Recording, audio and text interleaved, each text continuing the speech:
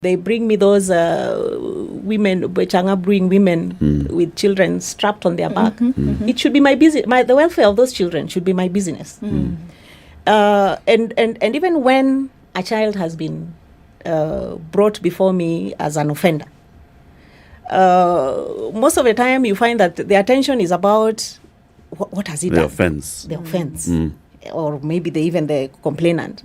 So it's never about the child. So we are enjoined by the law, the New Children Act, to make it to take a deliberate step to ensure that the welfare of this child is also taken care of.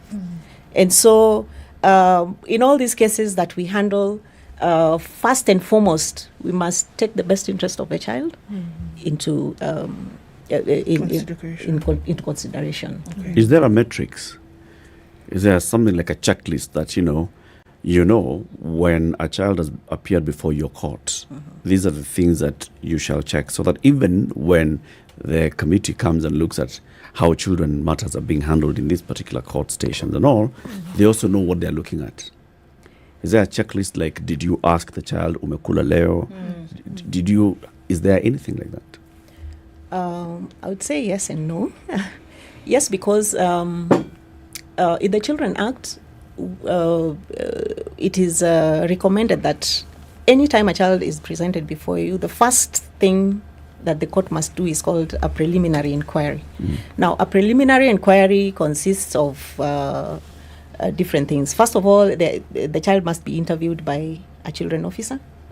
The child must be interviewed by a counselor, or must undergo some counseling of some sort before now the case can be presented before court. So there's that preliminary inquiry that a court must do, and during that is now when the court must take time to at least interact with the child directly, ask questions.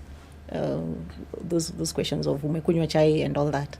So that is the first step. And that's a laid down procedure. That's a laid down procedure. Okay. Now, the Children Act has not fully been operationalized because the regulations and the rules are still in the process of being developed.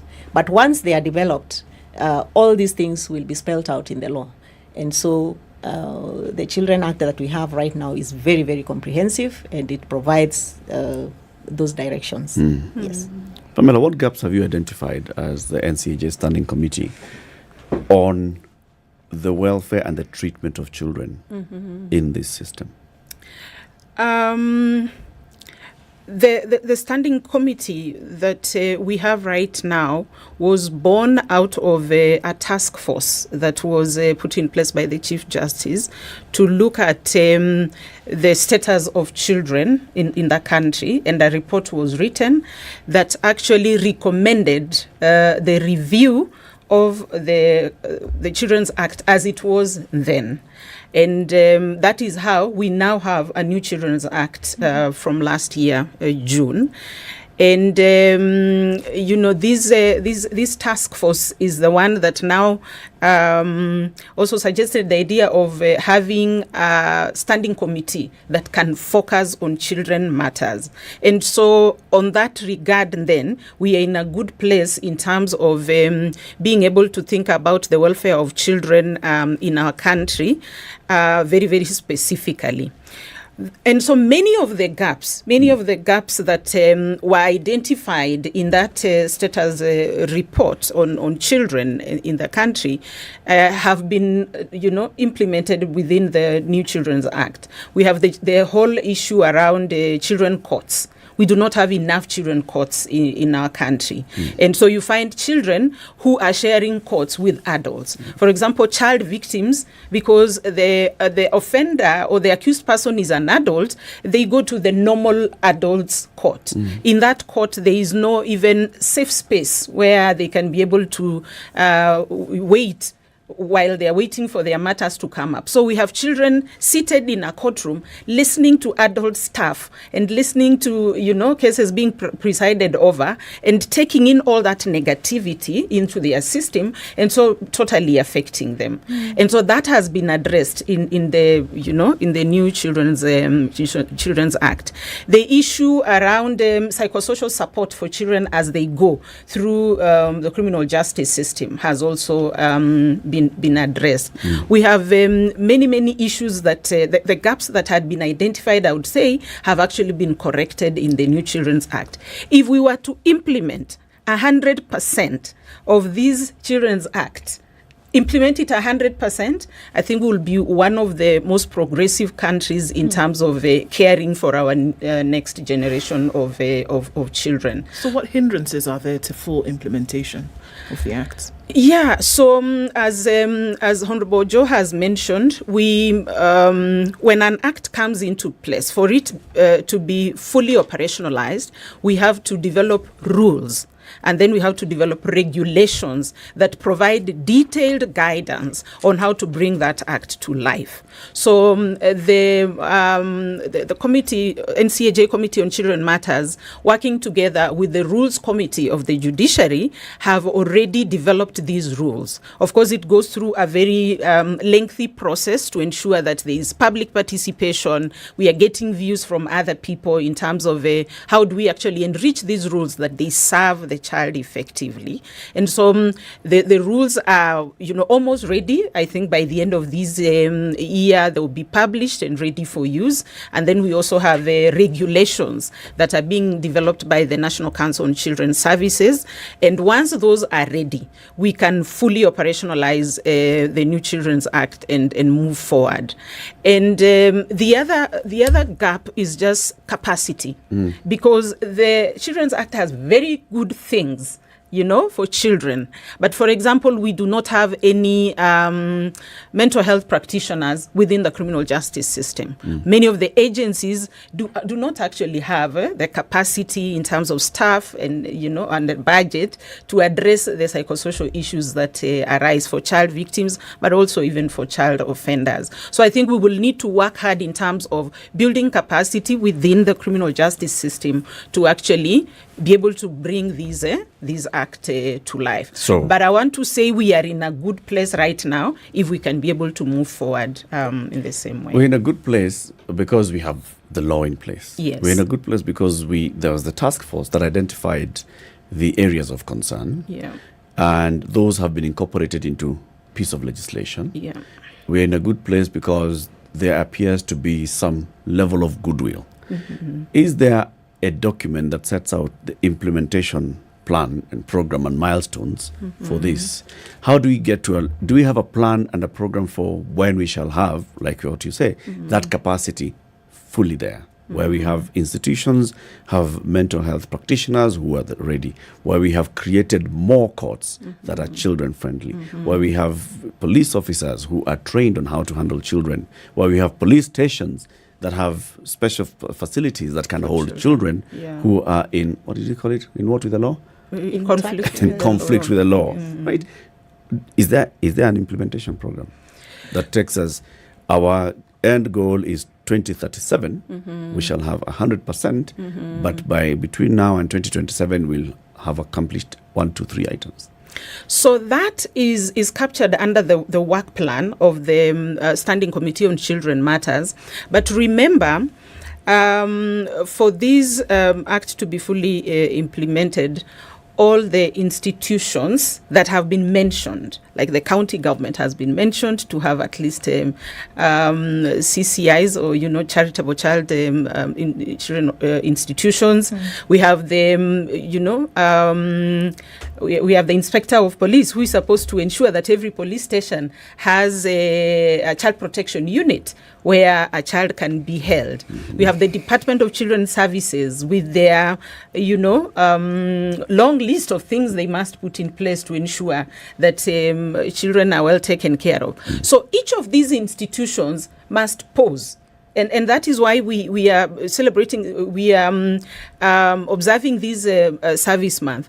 Each of these institutions, what is the judiciary doing? Because the Act spells out clearly what they are supposed to do, and the rules are very clear in terms of how do we enhance participation of the child, how do we enhance access to justice for the child. What is the role of the ODPP? In terms of ensuring that this child is able to give, they are facilitated to actually participate in the process and to give their evidence in a manner that is helpful to the case at hand. What is the role of Witness Protection Agency? In ensuring that this child is protected while they are pursuing the case in court, and they are not harmed because they are a witness in a court, in a case in which maybe the perpetrator is seeking to harm them. So there is and that is why the service months, one of the key objectives of the National Service Months for Children Matters is interagency collaboration and coordination. So we must all coordinate and ask, and we are asking ourselves those questions in that committee, because there is representation from all these arms of the agencies of government in this committee. And we are asking those questions. What are you doing to be able to ensure that your part is done in bringing in operationalizing that's why I'm asking. Yeah. You said there's a work plan. Yes. Is it an executing work plan, or Yes. is it a work plan on suggestions and proposals? Are we saying this is the issue, Yeah. this is the actor, Yeah. these are the activities that need to happen by this actor, Yeah. this is the budget, and these are the timelines? Yeah. Timeline, milestone 1, milestone 2, full implementation. Do we have something like that? So that now you at NCAJ, Standing Committee, Yeah. you'll be talking to the counties and telling County X, Machakos County, this is what you need to do. Think about your budget, implement it in your budget. Within the first year, we'd like to see this and the other. By the year 7, we have this and that. So you're following up. Yeah. Is it in budget? No, it's not. So you guys are behind schedule. Yeah. You are answerable for that. Do Yeah. we have something like that? Absolutely. What you're saying is very important, but we can only have that accounting schedule that you're talking about once we have the requisite support documents in place. Like, we need to have the regulations in place and the rules in place, because we also don't want them to just act, without that guidance. So once we have them in place by the end of this year, we can now hold them accountable and say, this needs to be done, because the committee is only in place for 3 years, and we need to see full implementation of this act before we actually exit. Okay. Yeah. Let's take a break. Time for some chai. Oh. Brookside Dairy Best. Chai kweli in a Brookside. You know chai, the Kenyan tea. How we make Kenyan tea. City a reminder. How does someone welcome a guest to their homes in this country? Utakunywa chai? Yeah, that is what they ask. Karibu kunywe chai. Karibu chai. Yes. Huko nilienda hata sikupewa chai. Yes. And that chai usually is distinctly Kenyan. So what makes it distinctly Kenyan?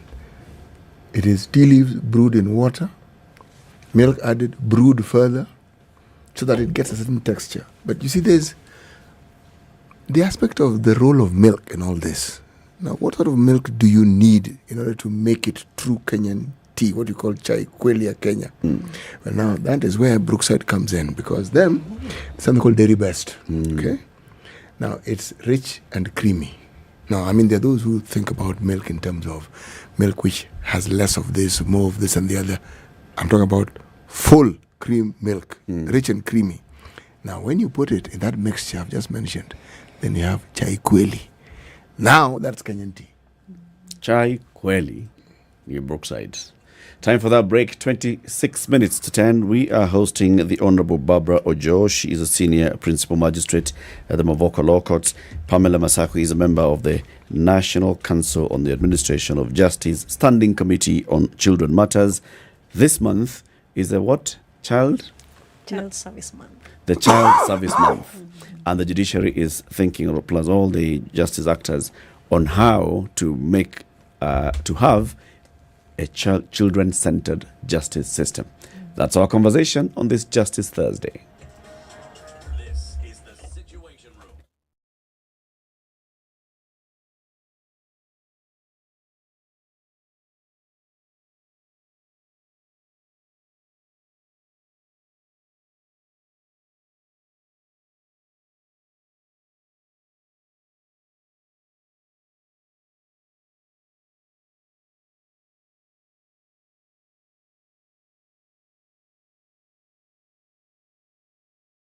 We love to share our culture and the one language that unites us all.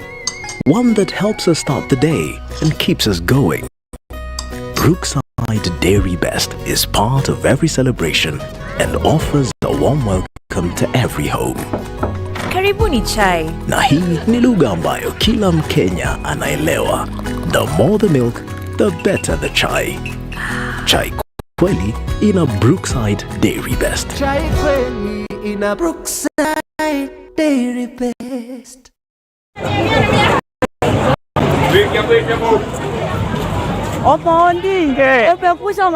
Cloudy conditions, temperatures rising ever so slowly. 18 degrees in Nairobi with highs of 23. We'll see lows of 16. Into a cloudy Nakuru to highs of 25, and it's 19 and mostly cloudy in Nyeri, going to highs of 24. Looking into a cloudy Eldoret at 18, highs of 24 and lows of 14. And into Mombasa, it's partly sunny at 28 with highs of 31. We'll see lows of 25. Malindi is sunny at 30 with highs of 31 and lows of 25. Kisumu this morning, 24 and mostly cloudy, highs of 28 and lows of 20, while it's mostly cloudy at 23 in Kakamega. We'll see highs of 27 and lows of 17.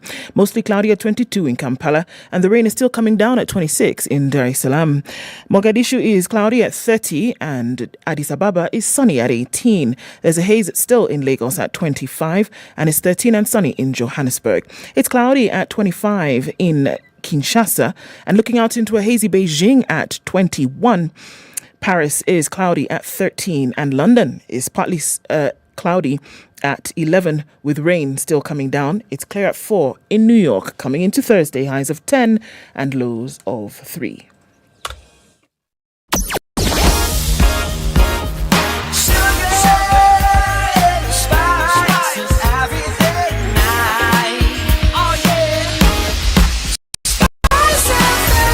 Spice up your life.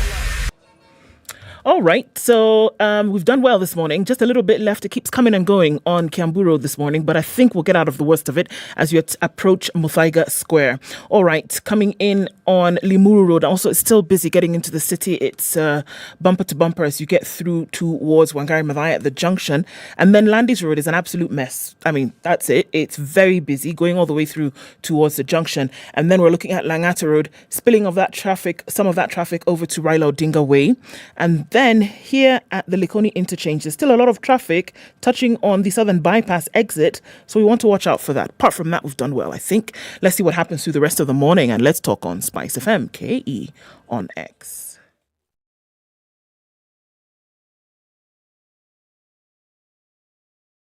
Mature, intelligent talk every morning. Spice up yourself.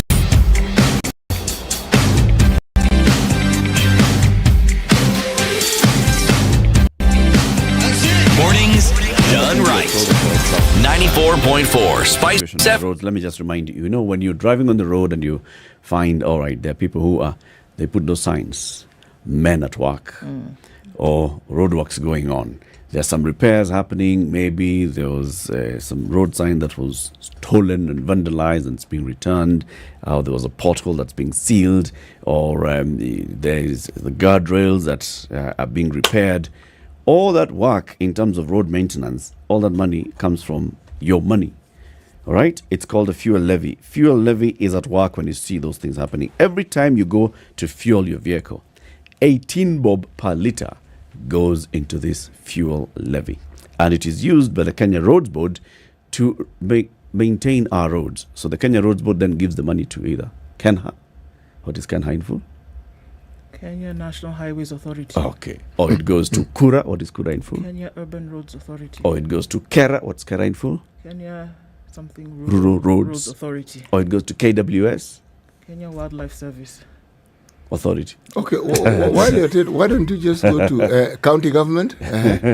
No, it goes into those 4 institutions. Yes. The Kenya Roads Board then funds these 4 institutions to maintain our roads. So when you see those things happening, just know it's your fuel levy at work. Our conversation continues towards a child-centered justice system with the Honorable Barbara Ojo and Pamela Masakwi City. How many children do we currently estimate are in our judicial system? Where children are those who are below the age of 18. How many? I don't have the exact number, but if I can talk about Mavoko Law Courts, we have, for this specific month of Children's Service Month, we have identified 141 cases. And the exact number of children involved are 216, I believe. Yes. Would you say these numbers are growing or are they lessening? I would say they are growing, particularly given the high rate of divorce that we are witnessing, and which perhaps I could attribute to the tough economic times. More and more children are finding themselves in the judicial system because of that. Either they've been abandoned, they've been neglected, people are fighting over them. Yes. Now, we have institutions called bostels, or youth detention centers, or youth prisoner centers, whatever you want to call them. How many do we have in Kenya at the moment? The bostels in Kenya should be 6. Okay, they've increased. They used to be 4. They're now 6. Yes, they are 6. Now, if you have a number of growing cases, and among these numbers you have children who are actually born in prison, and so they are literally in that system. This act that we speak of, does it consider, one, the sort of curriculum that such institutions ought to have? Because by definition they're supposed to be corrective. And if so, do we have them centered in places where you see a rise in the number of children who are there? And if so, children who actually end up in these institutions, where else do they end up in the system? What happens to them? I'm asking this because if this is the week where we're talking about delivery of judicial services, I'm paraphrasing, of course, to children, then everything that relates to children, especially within the judicial system, ought to be in this discussion. So my question, how well are we catering to the needs of children within this system? I know of the intentions. I'm talking about actuality. What have we done? What are we doing? Currently, what do we have that caters? And how far do we fall short of meeting those expectations? Right, that's a good question. But to be honest, I don't have the data on the Boston institution right now. But what I know is that one of the reasons why we hold this month is to create awareness. And when we say create awareness, we are not talking about the people who are not who are out within the outside the judicial system. We are also talking about the people who are involved in the judicial system, up to and including the very end, which is the corrective institutions.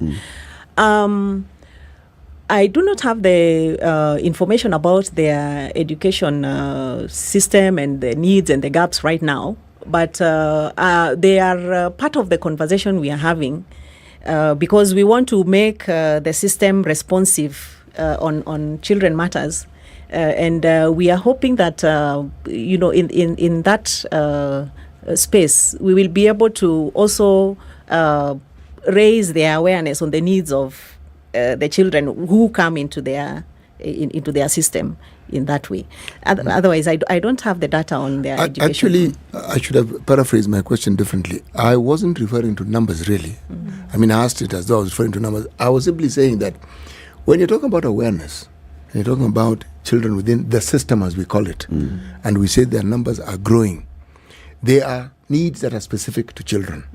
And I was really asking the question, what is it that we have within our laws that ensures that the rights of these children and what it is that they need are actually catered for? That's why I started with the Boston question, because these are institutions that are meant for children. And if they're meant for children, the numbers are increasing. Are they catering for the needs of these children? Because alongside this question will come in, you've stated well, the numbers are growing because of certain social situations that we keep seeing arising. Now, addressing those ones are a different matter altogether. But when it comes to children and the things that pertain to them, my question was a specific one. What are we doing? What has been planned to be done? I have heard. How far do we fall short of these expectations? Because this is the week when the awareness of those shortages should actually be looked into and addressed. I agree. And of course, we are all aware that we have a lot of budgetary constraints across board, judiciary, and all other arms of the government. So we don't have enough institutions catering for children. That is true. We don't have enough manpower in terms of child psychologists and counselors. We don't have enough courts to cater for children. So across board, we have that challenge of budgetary constraints, and it affects some of these services.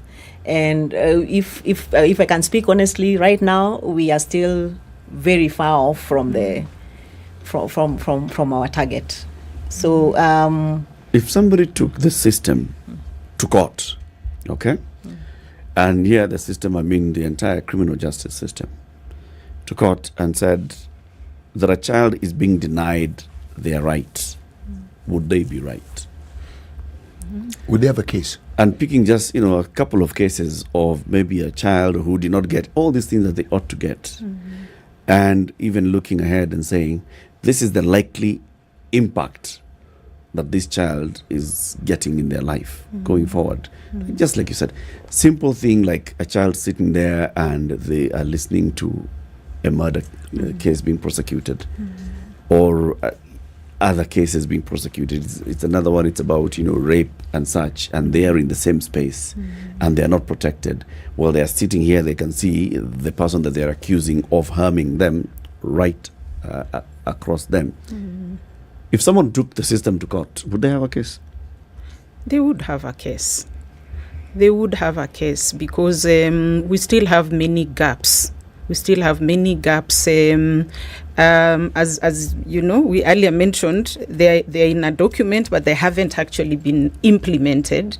And so we still have many gaps in terms of the welfare of the child within the criminal justice system.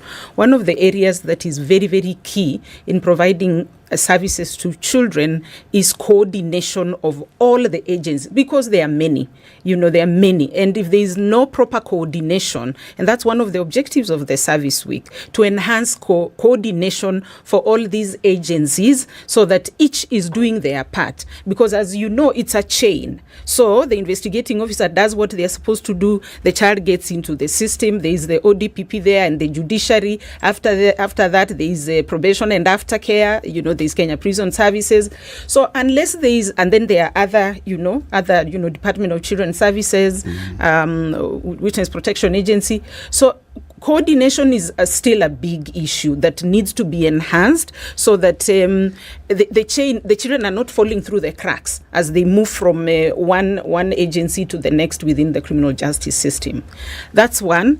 But also all the institutions that we need to put in place to serve the children have not been put in place. And we need those to happen. We need children's courts fully, furnished to serve the children, creating an environment that is child-friendly with the available, requirements for children. Because sometimes you have a child in court, but you see, even just the door handle is just at the place where the adult gets to. Yeah. So the child has to really stretch to be able to open the door. We've not made those spaces child-friendly, and that's where we need to go. So we still have a lot in terms of facilities, the infrastructure for providing the services to children. So yes, they would have a case.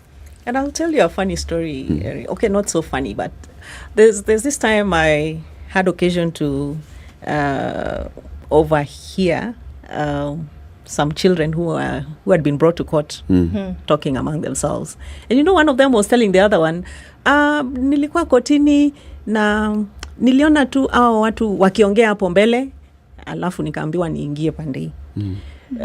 So in that conversation, you can see the child was in this space where the adults are having their own conversations there. Yeah. And then the result of that is being told to step this side. So even for the actors themselves, who are in this system, we need to create awareness on how we are handling children who pass through our hands. Is there a fundamental understanding from what we've been able to see and how we've interacted with the system? Is there an understanding, obviously, that there need to be lines, demarcated lines, between the information or atmosphere that a child should be consuming when it comes to the justice system and that which an adult does? Because at the end of the day, the practitioners of this are adults, isn't it? You don't have a child representing other children. You don't have a child who maybe understands how children operate, then being the guardian or the custodian of this process. So would you say across board that there's this understanding, this fundamental thing that you're talking about? Do the adults who are interacting with the system have that sensitivity? And I'm not just saying sympathizing with the children, have that sensitivity to realize that actually, you know what, we're dealing with a different person here. Because if they don't, we're just going round and round in circles. We can have all the money, we can have all the infrastructure, you can have all the courts, you can have everything. But if the attitude of this individual who's interacting with this other person remains the same, we go nowhere. That's absolutely true, because we have to change our attitude. In our African traditional society, we've always seen children are there to be seen, not to be heard. And so we bring that even within this system where we are doing things just for the children, but we are not involving them at all. And that's why we are very keen for us, for all the, let me just go back to that question. That's why we have this theme for this month. We are saying, let's make the system, the justice system, child-centered. By child-centered, we mean we can see the child and we can hear the child, and they can feel seen and they can feel heard by the system. We are not just doing things for them, we are doing things with them, and we are allowing them also to participate effectively. For example, children who have been traumatized because they are child victims. Even access to justice for that child is very difficult because they've not gone for trauma counseling, they've not been helped to heal so that they can even give a testimony in court and help their case. So you see, we are losing this child because they'll come to court, they have memory issues because they are a child, but also the case is taking a very long time. That is why, backlog is one of the issues we are focusing on in this month. Can we clear the cases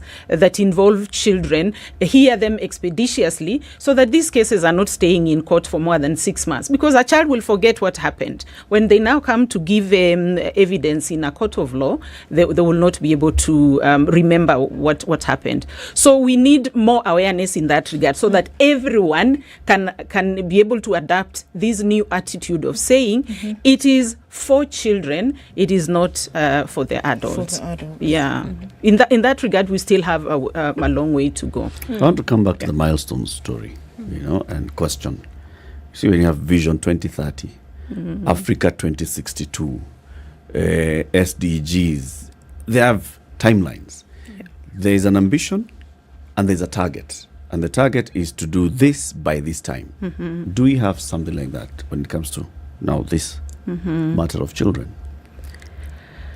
We have child justice strategy in place that is guiding operations of service to children at the moment.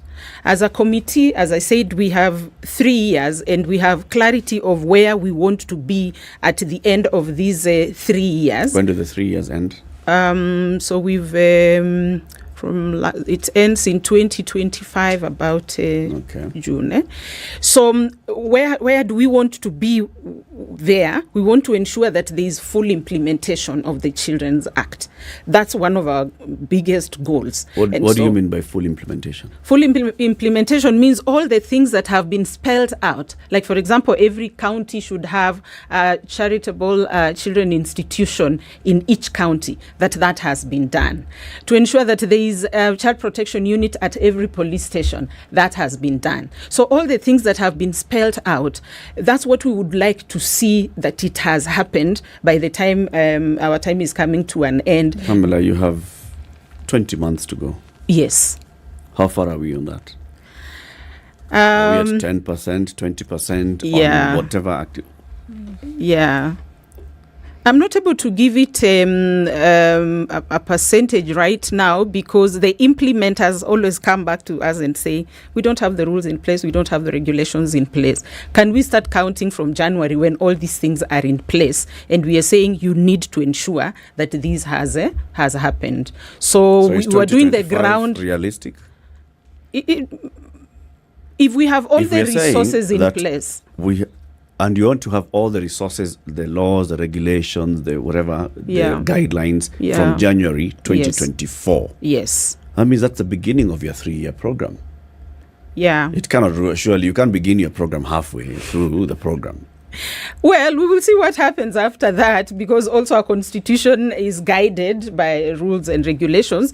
But where we will, when that term comes to an end, and this, I'm sure there will still be a lot of work to do. Perhaps our consideration can be made on whether we can be able to continue with the work. But we have our key objective, which is to implement this new act that we have helped to bring into place, is what we will follow through until the last time. So I can't give it a percentage right now because we haven't fully operationalized the act itself. Okay. And Eric, I think the important thing also to mention is that in terms of implementation, that's now where we come in as courts. We have the Court Users Committee at our level. Yeah. And so by using that structure, we are also empowered to resource mobilize to try and put in place some of these institutions. Like, for instance, right now in Mavoko Law Court, we are trying to mobilize resources to put up a CPU unit at the River Police Station.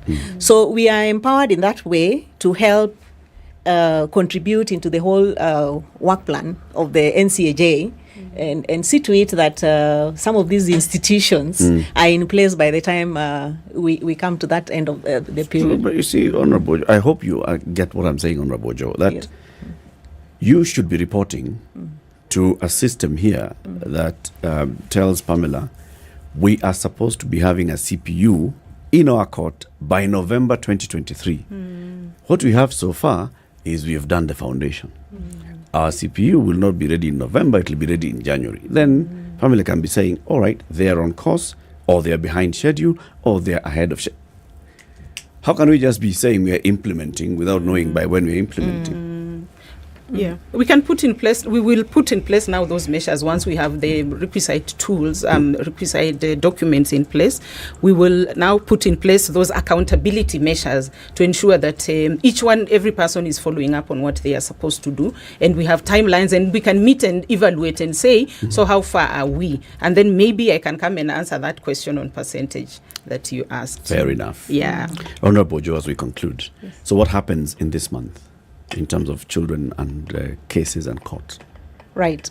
So as we stated before, this is the month where the judiciary has set aside for us to concentrate on the children matters. So at the station level, all stations in the country, we have identified these cases, listed them out, and notified the parties that we are going to hear and deal with the matters in this month on priority basis. So that is the information that has gone out, and all parties have been informed that the courts are giving priority to these cases. We expect by the end of the term that we will be able to deal with a good number of the cases and get rid of them from the system. Good. Towards a child-centered justice system. Thank you very much, ladies, for joining us this morning, and we wish you all the best as you continue pursuing, ensuring that children actually get the justice that they deserve in the manner they deserve. Yeah. The Honorable Barbara Ojo is a senior principal magistrate, and Pamela Masako is a member of the NCAJ Standing Committee on Children Matters. They've been our guests this morning. Thank you very much for tuning in to Kenya's biggest conversation this Justice Thursday. See you tomorrow. It's 10 a.m. Thank you.